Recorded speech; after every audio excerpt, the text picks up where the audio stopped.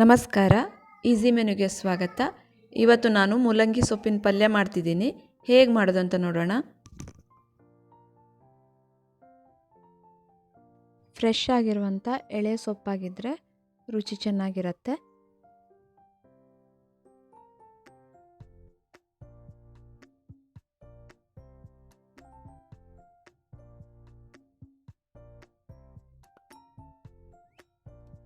ಚೆನ್ನಾಗಿ ತೊಳೆದು ಚಿಕ್ಕದಾಗಿ ಹೆಚ್ಚಬೇಕು.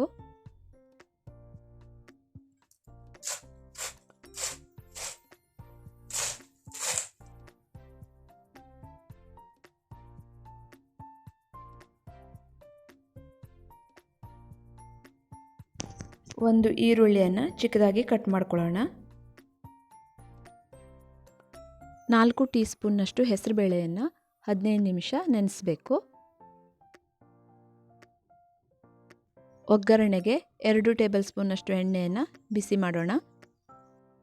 ಎಣ್ಣೆ ಕಾದಿದೆ. ಸ್ವಲ್ಪ ಸಾಸಿವೆ, ಹೆಸರುಬೇಳೆಯಲ್ಲಿರುವಂಥ ನೀರನ್ನು ತೆಗೆದು ಬೇಳೆಯನ್ನು ಸ್ವಲ್ಪ ಫ್ರೈ ಮಾಡ್ಕೊಳ್ಳೋಣ. 2 ನಿಮಿಷ ಫ್ರೈ ಮಾಡ್ಕೊಳ್ಳೋಣ.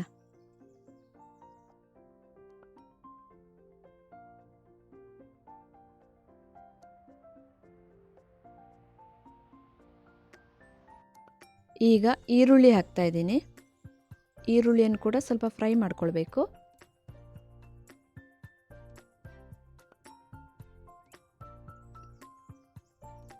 ಹೆಚ್ಚಿರುವಂಥ ಮೂಲಂಗಿ ಸೊಪ್ಪನ್ನು ಕೂಡ ಹಾಕ್ತಾ ಇದ್ದೀನಿ.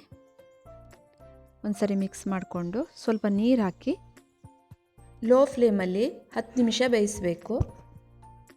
ಪಲ್ಯಕ್ಕೆ ಬೇಕಾಗುವಂಥ ಮಸಾಲೆ ರುಬ್ಕೊಳ್ಳೋಣ. 1 ಕಪ್ ಕಾಯಿ ತುರಿ,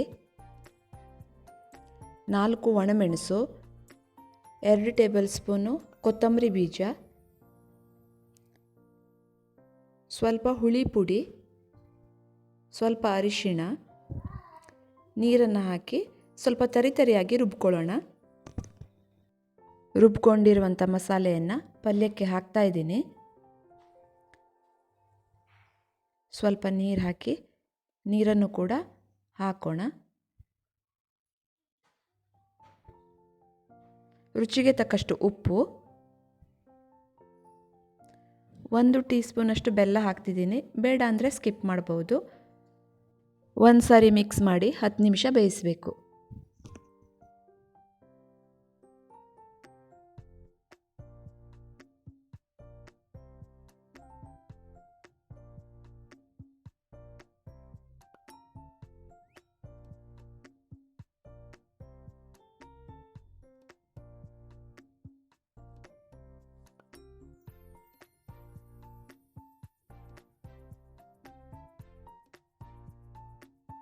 ಬಿಸಿ ಬಿಸಿಯಾದ ಪಲ್ಯ ರೆಡಿಯಾಗಿದೆ.